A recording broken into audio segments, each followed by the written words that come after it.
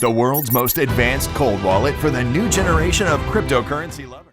So if you are interested in buying this decent wallet, you can find a link in the description down below where you will get a 20% discount.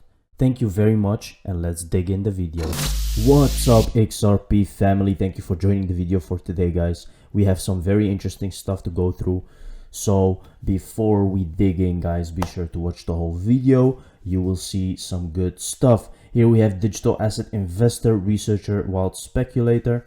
So guys, before we dig in, put your XRP on in a ledger wallet or a biometric decent wallet. Please guys, do not forget this, because we are near the time that XRP will move, and this is the most interesting time, and it's also the most important time to put your assets safe. Not on exchanges, not on hot wallets. I always say this because I want you to be safe, guys. So let's dig in.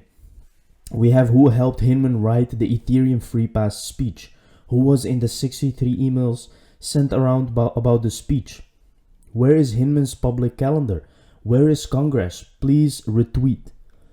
If the activity, regardless of where it's based, if the activity is touching U.S. investors or made an offer into the U.S., or it's somehow there is some nexus to the U.S., then we're going to likely assert jurisdiction, especially if it's affecting U.S. investors and markets.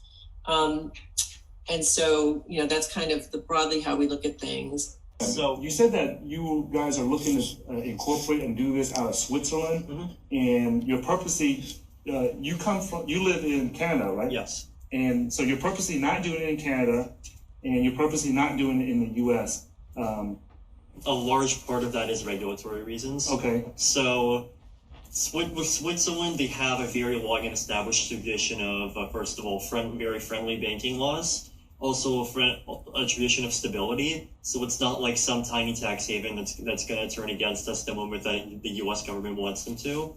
And the second thing is that they also have a tradition of this direct democracy, very accessible government. So we have contact with open transactions, and through them, we've actually been talking directly with some government officials. Is any of your team has to be physically in Switzerland, right, or are you going to have to be in Switzerland? No, well, a large part of our team is currently in Switzerland. We are establishing a substantial base of operations there. Okay, all right, but you'll still be based out of Canada. Yeah, so part of us will be in Switzerland, part of us in Canada. We're already a globally distributed effort. Sure. Look at that, guys. So Vitalik is saying here that they went away from Canada because of regulatory reasons, right? So you would say the SEC would never allow something like this because it will be a security if he's moving out of Canada for regulatory reasons. Imagine United States, because United States has the SEC, which is 100 times worse and don't care about investors. They just care about their own pockets. So here you can clearly see that. Here you can see they went to Switzerland to actually establish their work from there. And what's going on right now is that when we see this, we know that Ethereum was actually a security at that time when they declared it not to be, because that's why he moved to Switzerland. If he didn't move to Switzerland, if he was okay, it would not be a security maybe, but now you can clearly see that he wanted to avoid that. And then Hinman declared it not a security because they could fill their own pockets. I'd say Corrupt Clayton, Hench Hinman, and One River are all up shit creek without a pedal. They are really in deep shit. Consider the following: Clayton and Hinman worked closely together before the SEC. Clayton brings Hinman on board to join him in the SEC. Joe Lubin, Ethereum Justice, co-founder of Ether and founder of Consensus. Crypto's law firm represented Lubin and Consensus. Here you go, guys. It's very easy that corruption is playing a very big part here. And I think that the judge is starting to see this. Let's take a look at store of value versus utility. All right, a little differentiation between store of value and utility. Listen to this. Australia, Malaysia, Singapore, and South Africa are starting to test cross-border transactions together. That has Ripple written all over it. Some of y'all are asking, XRP can't be $1 trillion or more in market cap. Why not? I'm not talking about a store of value. I'm talking about when central banks and countries and big companies and governments pool their money into XRP.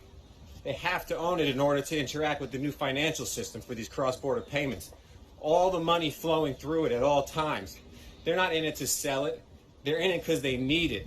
That's why I stress ISO 20022 compliant tokens so much, because the banks are going to need it in order to interact with the new financial system. Once the phase one goes in, there's going to be a price floor. That money's never exiting. That's how you get high market caps, when all the money is flowing all day. Very, very well said of this Mr. right here, guys. This is what it's all about. You're gonna get a price floor of XRP because they need it. It's gonna be scarce. It's gonna be, everyone will want XRP. Look at it like that. And if you look at it like that, you will stop worrying about when it's gonna move up, because you know one day it will be scarce because banks just simply need it. Here we go. There is a solution past the Token Taxonomy Act. The uprising against the SEC is not particularly pro-Ripple, but a backlash against the regulation by enforcement and deliberate market confusion that has separated investors and driven developers overseas. Finally, someone from the government who knows what he's saying, actually. US congressman is this. So, because this is really true, all the people there, all the innovators are going outside of United States because of the SEC. Everyone in the XRP community that's waited to so patiently even dispute this SEC lawsuit, you will be rewarded handsomely. Our time is coming. XRP will shock the world. $15 plus this cycle. I believe so, guys. I believe so. Everyone who was patient with his XRP will be rewarded very, very soon. Okay. This is riddles. Here we see 2022 all dream come true. The 2021 great reset begins. Stuff like this. They control Monday. So Monday is 6th, guys. A lot of people are guessing 6th will be something very interesting because it's Jewish New Year. I love how riddles are liking posting pointing to 12:30 or 3 and 6. I was doing that in December. Y'all slow. Stuff like this, guys. People are really thinking it's Monday. Ripple CTO pours grim irony on Elon Musk's approach to regulatory compliance with Taliban. Ripple's David Schwartz has commented on the recent tweet of Elon Musk in which Tesla CEO shared how much he cares about Starlink regulatory compliance in other countries. Ripple's chief technology has taken Twitter to comment on the recent Starlink internet in controlled easy peasy. The discussion was about Starlink when a former Navy intelligence officer Kashina wished that Elon Musk would just flood. Here you can see what Elon Musk tweeted, and Ripple CTO commented, I wish I could take Elon's approach to regulatory compliance.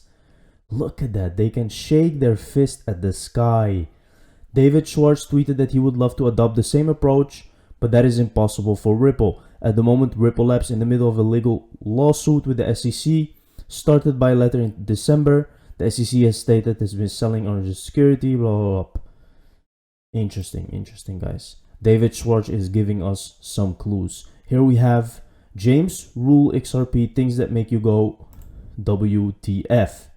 So here you can see, without addressing any other digital assets specifically, Hinman separately confirmed that current offers and sales of Other and Bitcoin are not securities transactions. In reaching this conclusion, Hinman focused on the operational and decentralized nature of the underlying networks on which these two operate digital assets exist. Very weird, guys. Very weird.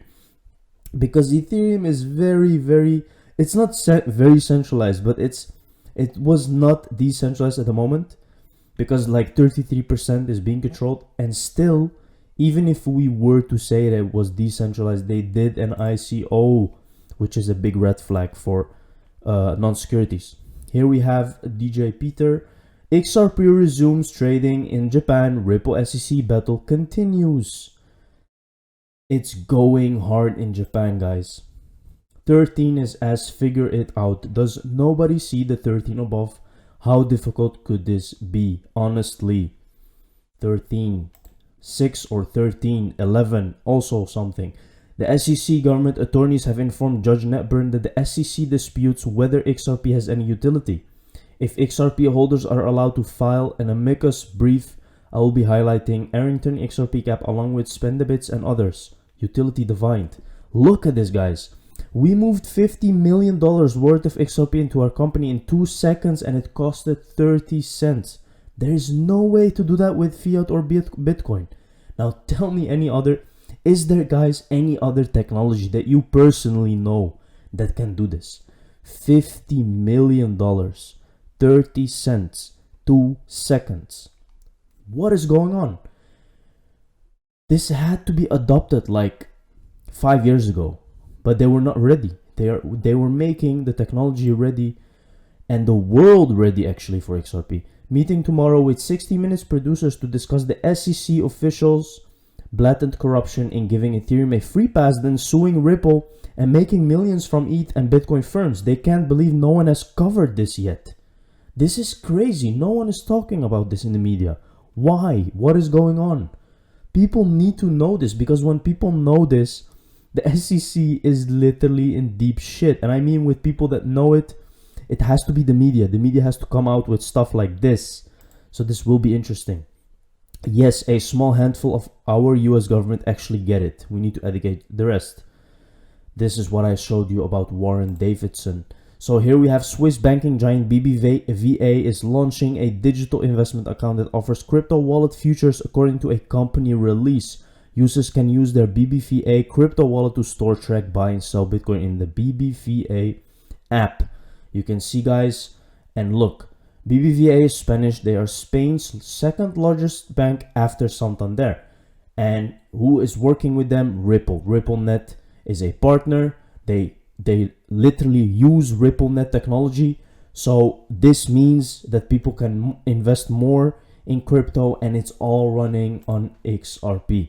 Do not be surprised if there are mass resignations among the authorities' employees. This can definitely happen. It can happen just like this, and I believe it will eventually. Nobody can predict exactly how price will rise. It can be one big candle or up and down movements as we've been experiencing for the last year. Once this happens though, the haters will be sick to their stomachs. Look at that. Now this may be the case, but it doesn't have to. It can also jump to $10, $15. Upon settlement, who knows what will happen, guys.